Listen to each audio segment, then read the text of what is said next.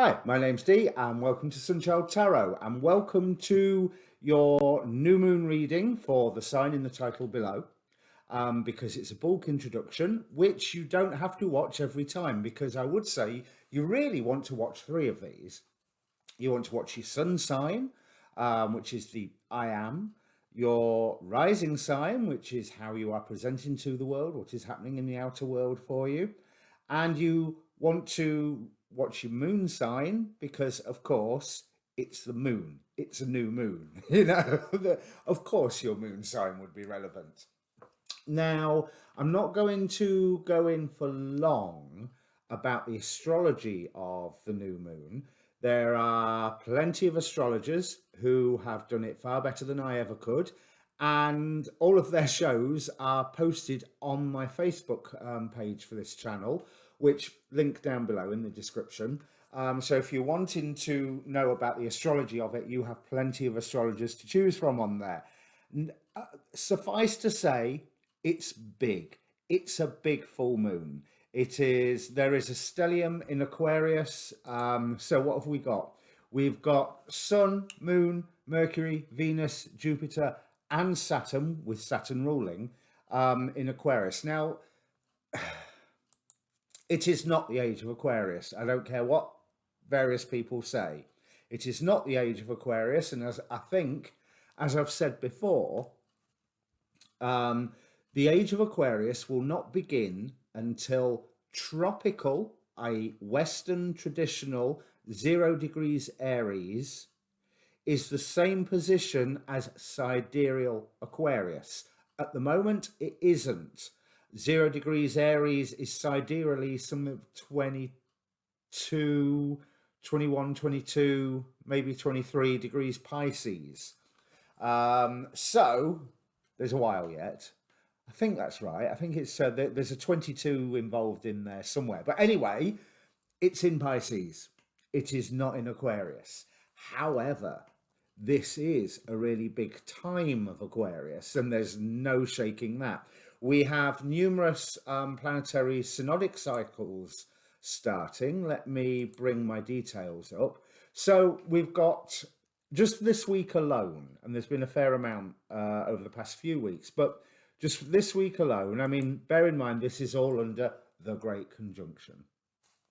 But we have a new Venus-Saturn cycle starting. Obviously, a new Sun-Moon, but that's a monthly one. A new Sun-Mercury, that's quite frequent.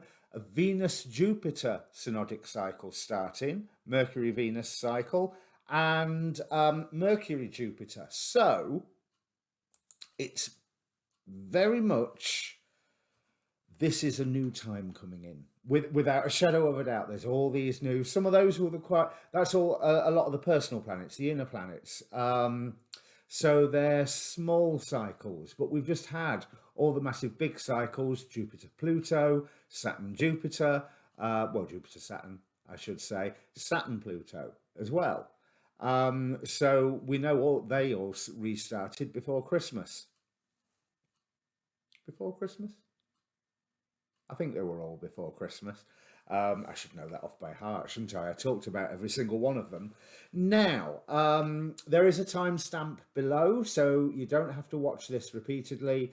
You only have to watch this on the first reading. It's well worth it. What I want to look at is the angels, the degree angels. Now, I never thought I'd going to be an angel person. But the degree angels are the Kabbalistic angels, who are very traditional, mighty and terrible. So, of course, I'm drawn to them like a moth to a flame. Now, this new moon, 23 degrees Aquarius, that's ruled by Menadel, who most people will be glad to know that he's great for job seeking. So if the economy and the virus and all the economy crash and what have you has affected you, now is a great time to ask for some help in job seeking and redesigning what you want to do next, because that's a lot of this Aquarius stuff. It will exhibit in community with an independent streak, which may sound like a bit of an oxymoron, but I think I've got my head around that idea. Um, so you, a lot of it is internal right now that you will be later putting into practice. But that is, so Menadel, let me bring up my details here. You'll have to forgive me, I am referring to notes. I don't know all this off by heart. Menadel, as a degree angel, is seen as fearless and presiding over inner and outer work. And there's definitely this theme of the inner and the outer work going on with everything, everything that I've been looking at to do with this. Now, Menadel has been active. Let's have a look. Menadel was active last March and April, which I think was, let me just double check this. I think that was Uranus. Yep, with Uranus at 5 degrees Taurus. And then there was obviously Mars arrived at 5 degrees Taurus in January. And now Menadel is ruling 23 degrees Aquarius. Those rulerships don't change. I know the way I phrase that, it makes it sound like they do change, but no, they don't change. Now, Menadel here is like everybody being ruled by Saturn, so being ruled in this case by Luvia. Saturn is the ruler of this chart. If you do rulership chains, everything leads back to Saturn, mainly because everything's in Aquarius. Of course, I'm using ancient rather than modern rulerships there. You could say everything also goes back to Uranus, but Saturn and Uranus are in square to one another anyway, and that is the flavour of this year. That tension, that tradition versus independence. Now, Luvia is all about dialing God and expansive intelligence or fruition, although I couldn't find any more information out from the Dictionary of Angels because he's not in there, or she's not in there. But what I actually want to look at is Mahasea. Now, Mahasea rules 22 degrees Capricorn. So as you know, that had a lot of activity this last year. So today, or rather on the new moon, Mahasea is ruling the North Node. So is being ruled by astrologically the angel Rael, who is representing Mercury, or Mercury's degree, but again, then in Aquarius, ruled by Saturn, therefore ruled by Luvia in this chart. Now, Rael is about removing hatred, liberation. Rael helps to remove obstacles and impediments and to live in a universe without boundaries. Now, if that is not an Aquarius flavour, I don't know what is. So that also is just that one step less abstract than what Luvia is about. Luvia literally seems like it's channeling the divine plan that down into a way that not that we can understand, because we're never going to be able to understand that, but at least that something may be able to understand it. But Mahasea, as I said, was in control of 22 degrees Capricorn. So last year, that's Menadel's history I'm looking at. Last year, Pluto was there. Jupiter crossed over it. Mars crossed over it very, very briefly. And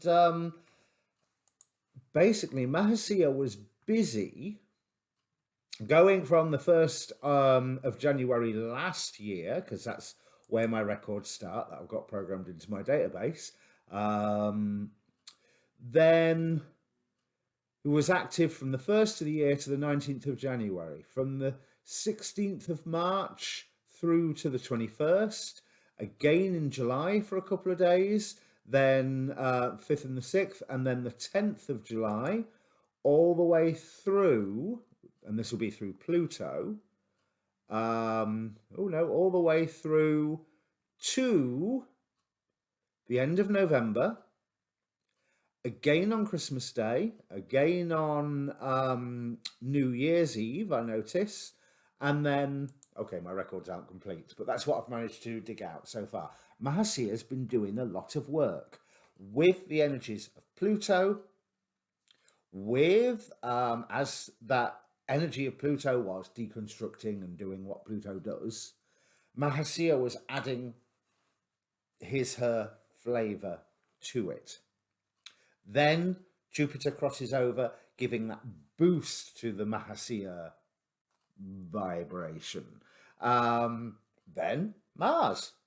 So giving that kick in the pants to the things that had already been set up. And now the North Node. This has all been constructing stuff regarding our density. Well, yeah, our density, if you speak New Age hippie stuff, but our destiny. Deconstructing things, reconstructing things, building things, changing structures, removing and rebuilding structures ready for this whole new time. Now, what is Mahasea's vibration? So Mahasea is about healing and rectification, setting things right. He's a seraph. He's part of the Sephirah of Kether, so that the highest Sephiroth, and he answers to Metatron, and he's a fire, represents fire. And planetary angels are Neptune and the Sun. His name means Saviour God, apparently. So this is what everything is slowly being built up.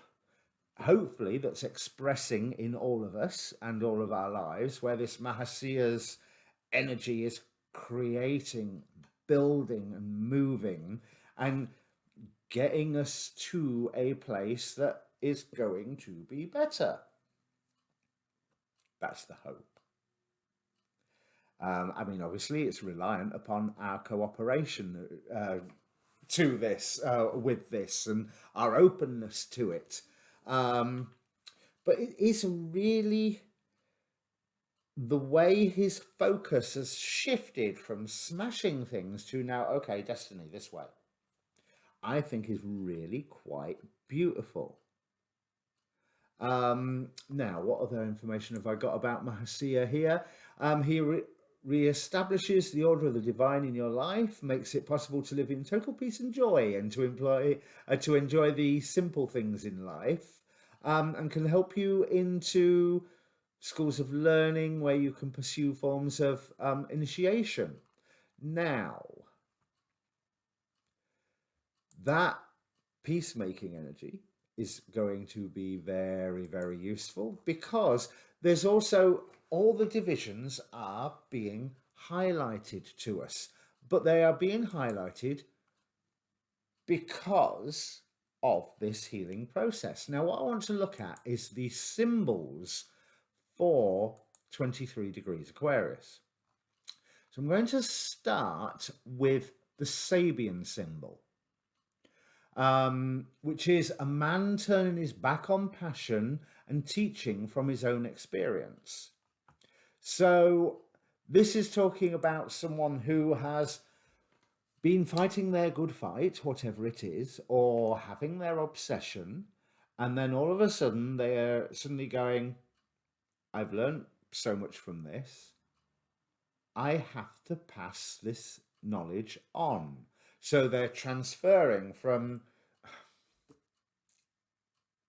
to be facile, but it would work in today's culture, from being an active social justice warrior to training active social justice warriors, would be one way of looking at it. I mean, you could replace active social justice warrior with carpenter, and oh no, that's still got that vibe, hasn't it? Okay, plumber, and it can, the message still holds true, but there's this sharing of information, this allowing those who don't know to find out and know, which I think, especially after focusing more on setting things right, we're going to need to know how to do lots and lots and lots of things.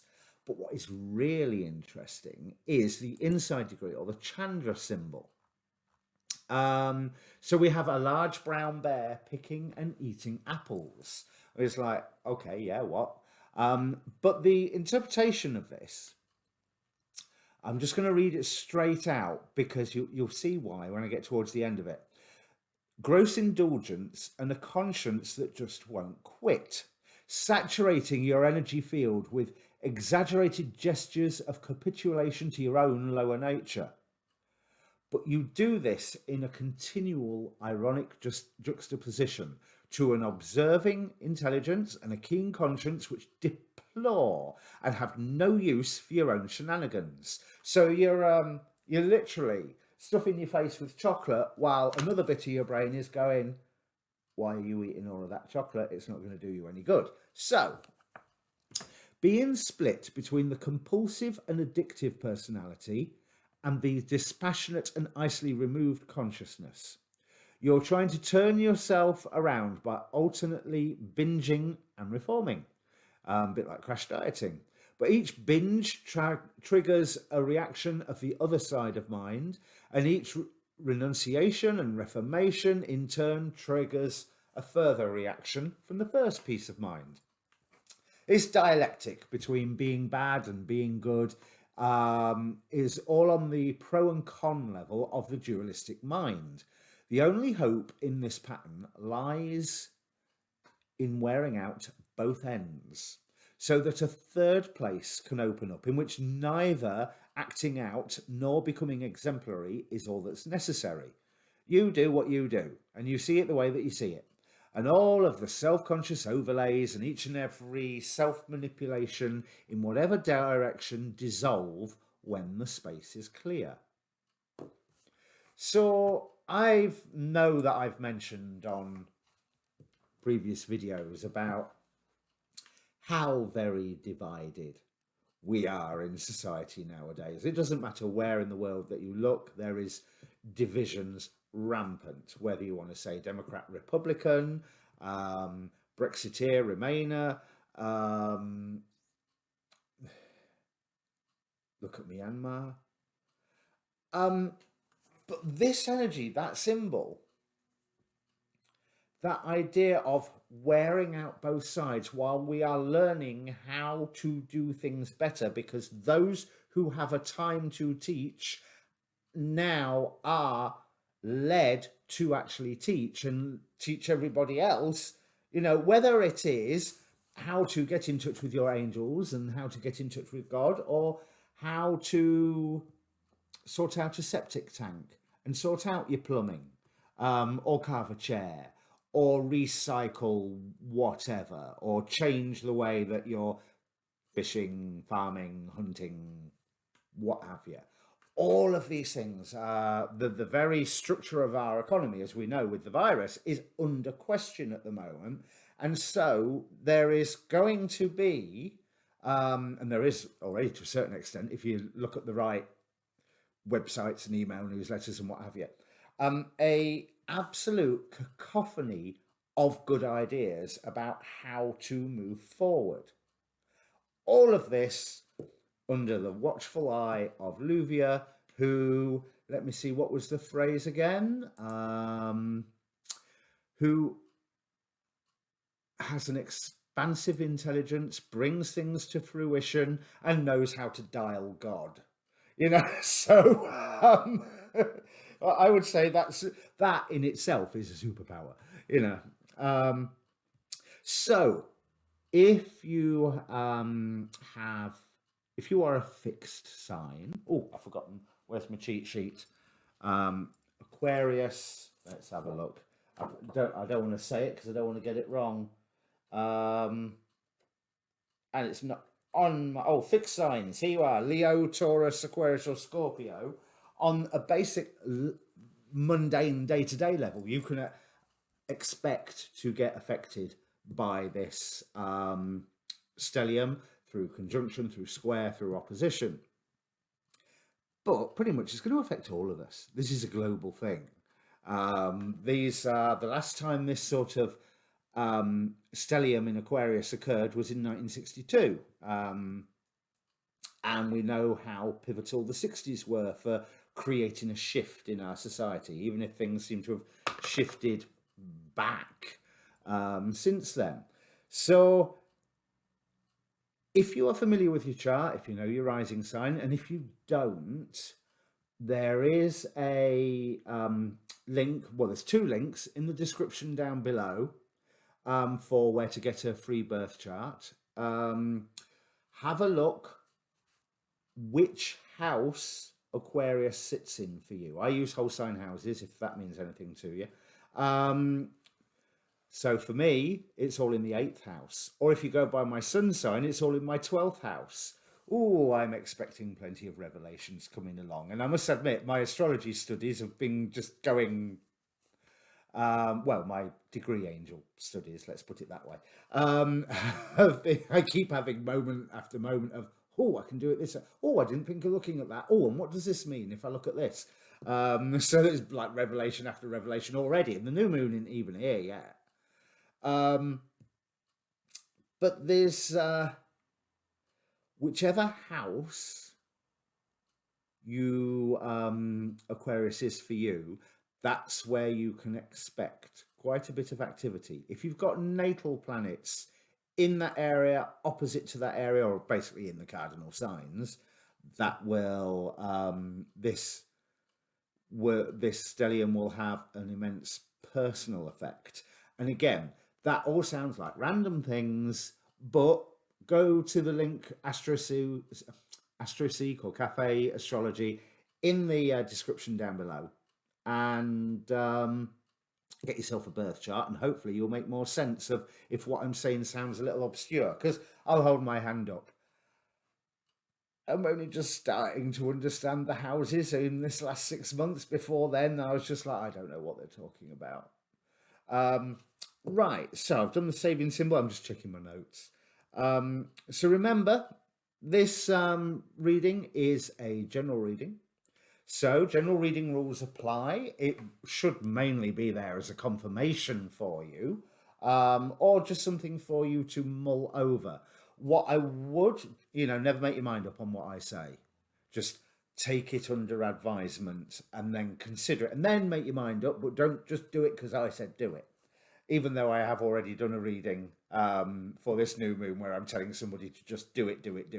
But, it's still your choice, not mine. Now, what I would like you to do beforehand is ask a question. So especially really with this, ask a question that relates to how you interact with your community, or relates to obviously new moon, new beginnings, or entire new directions of life, because it's such a big event. This, unlike last year where it was event after event after event, this year, this is the pretty much biggest one.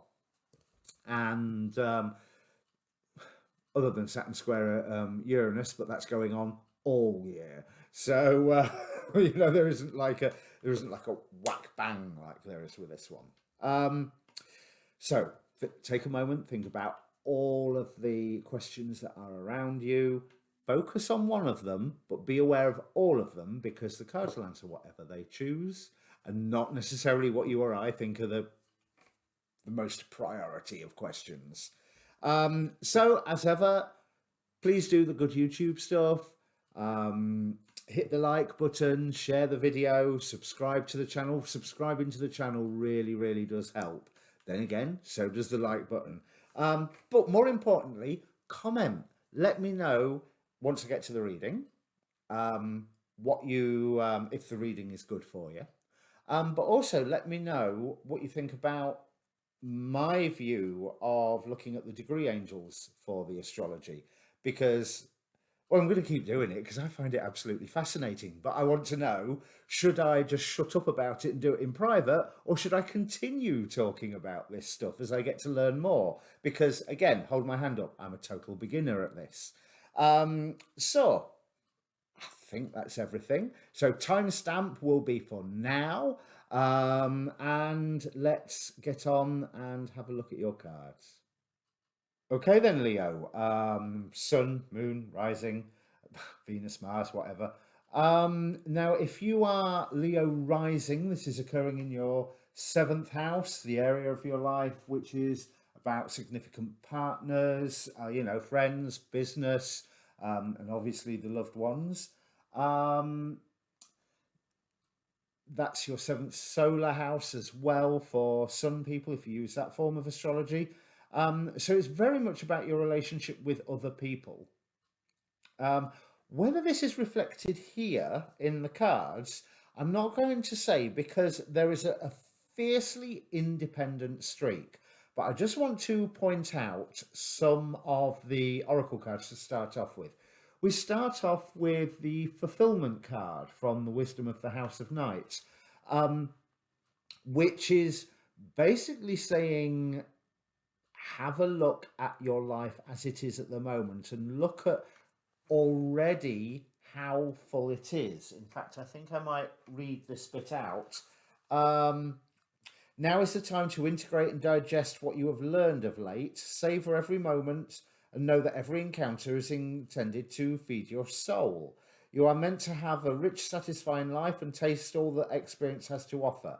Look around you and recognize all the ways that your life is already full. You have reasons to feel good about yourself. All is well and will be well when you choose fulfillment. So it is asking you to actively notice those things where things are going well, where you have your loved ones, you have your partnerships, for example, using that seventh house analogy.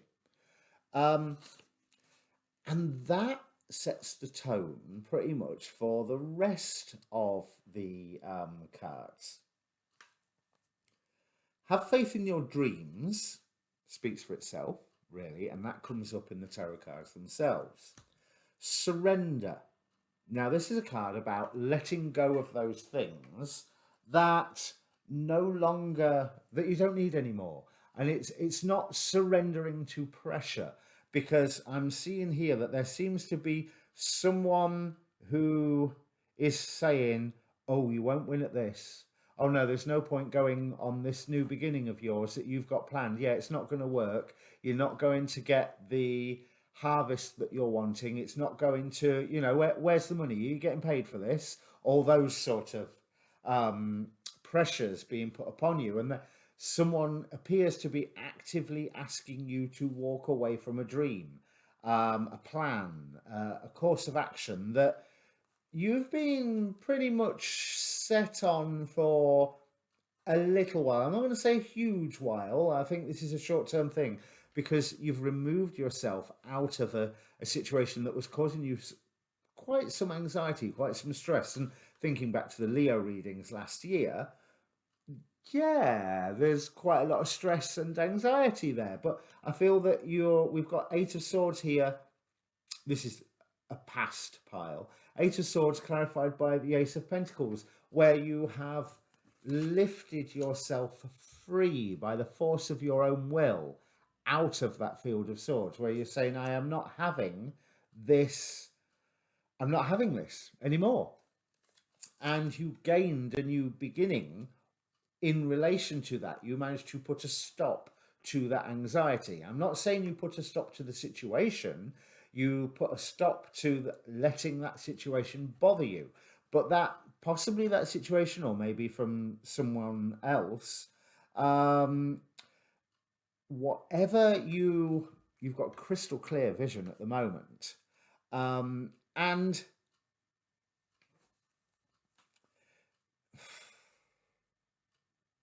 you seem to be gearing up for a fight that you've already won. I think that's the best way I can put it. We've got Five of Swords here with the Emperor, and I am feeling that fight energy, but I'm not feeling any sense of threat, any sense of anything other than confidence, because you know how to proceed forward with this. But I feel like someone is trying to convince you otherwise. Someone is trying to slow you down or stop you. Now, interestingly, what's coming in from spirit is the Hanged Man, but with the King of Pentacles. So you're having that being forced to look at things differently than you normally would, and wisdom coming in through the act of that. So my own feeling is, yeah, don't listen to this person that's saying no, don't do it. It's going to come to it's going to come to no result, no harvest, no good, no use, no nothing. Walk away from it. It's a useless dream. Yeah, ignore them, but it doesn't harm using them as a springboard to notice what things you can let go of. Because the force of will from this, it being the Empress card here, this force of will, that you are seeing that yourself very much as their equal, but it also means with Emperor here, Empress here, you're seeing them as your equal as well. So you are actually listening to them. And I think to a point, yes, listen and take on board. And when you know that they're wrong, then they are wrong.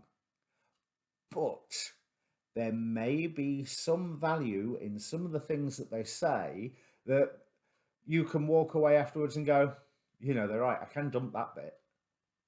That bit it's surplus to requirements. This is not necessarily going to do me any good, so I can get rid of that. I can stop worrying about that. And that's what this surrender card is. It's surrendering to the process. And there is definitely a process going on with the confusion that the spirit is bringing in. But at the same time, with this Ten of Pentacles, they are bringing in a firm foundation for you to stand on, the resources that you need to accomplish what you are wanting to surge ahead and do. Emperor again, this really is something where you are setting out your own boundaries, setting out your own empire, manifesting it well, clarified here by the Queen of Wands. The Royalty of the Wands are my favorite cards within the tarot. So that Queen of Wands has this particular one. She has a certain joy to her, that she doesn't need to do a great deal to create that perfect home for everybody, including herself. And I'm really drawn to the symbol of the goat here, not in terms of sacrificial goat, but in terms of, well, it's a ram, I suppose, wouldn't it be? Because Emperor's Aries, isn't it? But in terms of going high on the mountaintop and balancing where nobody else could, there is a clear vision that you have of somewhere where you can balance, where you can reach, where you can stand proud, that very few, if any, other people can do that. So yes, you do need to have faith in your dreams and pursue the course of action that you were planning, but this equal but negative person that's trying to dissuade you, do not be dissuaded, but do listen to the valid criticisms that they come out with, because it may help you streamline your efforts. And let's face it, as I said, you're gearing for a fight that you think you've already won, and that fight, that debate is coming. But in that debate, in that fight, your expertise is going to be recognized. Your skill, your authority, your ability to talk authoritatively about whatever it is that you're talking about. There's no point me sat here trying to discuss the ins and outs of genetics. I don't know genetics. I haven't got a clue about genetics. I know enough to know how much I don't know. There's other topics. I can wax lyrical for hours, and I'm sure all of my friends would probably comment down below and say how much I can really bore people. But because I know what I'm talking about, on the things that I know what I'm talking about.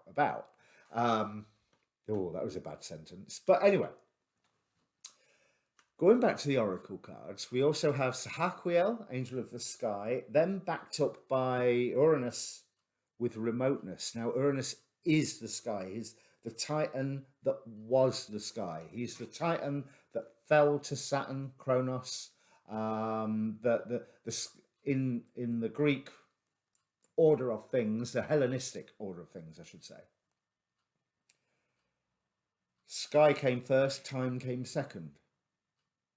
The firmament was needed to be there in order for time then to manifest on that firmament through the movement of the planets, for example, and the stars. Ow, bit my tongue. So with Sahaquiel reminds us that the sky is there to protect us. It protects us from vagaries of outer space, the cosmic radiation, and Van Allen radiation belts and what have you. You get the image that I'm doing. Sahaquiel protects everything, and under that sun you are safe. And then to have Sahaquiel's energy here, in fact, I might read the Sahaquiel out so that I can explain what I mean by that. Well, the book will say it far better than I can. Right. The shield bearer and gatekeeper who stands outside the gateway between Angelarium and the expanse of existence. A benevolent figure whose compassion knows no bound or equal. Sahaquiel blesses and protects, shielding us from storm and fire alike. The sky forms a ring around the earth many times over. Its movement forms the clouds, obscures the sun, and reminds us that Sahaquiel stands guard. So you are protected in how you search forward. So this negativity, this criticism, I want to say that this criticism is part of the form of that protection. You do have to continue doing what you was planning on doing, but you do have to listen to what they say, because there might be something you'll learn from it and suddenly go, you know what I was trying to do? There's a better way of doing it, and I've worked it out. Thank you very much. I know you want to stop me from doing it, but now you've shown me how to do it better. And you will get that recognition by whatever fight it is that you're going into. Other people are seeing you as quite defensive about this, but you are making, they see that you are making a step ready to enter into a new world, I think is one way of putting it, but you're ready to mingle with people who are your peers. So whatever it is that you have this clarity about and this skill about, you have the opportunity to enter to people who are at the same level of skill as you. And taking normal human psychology, you probably could be a bit intimidated and feeling a bit defensive about that, because you see them there as experts in what they do, and you're going to join their number, and therefore you feel new and not as expert. But you should have a little bit of confidence here, I think, because if you make the choice to commit, there is positive support here for you. And that is during and after this criticism is taking place, which, as annoying and irritating as it is, and as much as it brings up all your defenses, there's something of value in that criticism that will help you see a way of doing things better. Final oracle cards from the Angel Oracle 2 popped out. We have the Angel of Being. My soul rests in the truth that my being is eternal. And that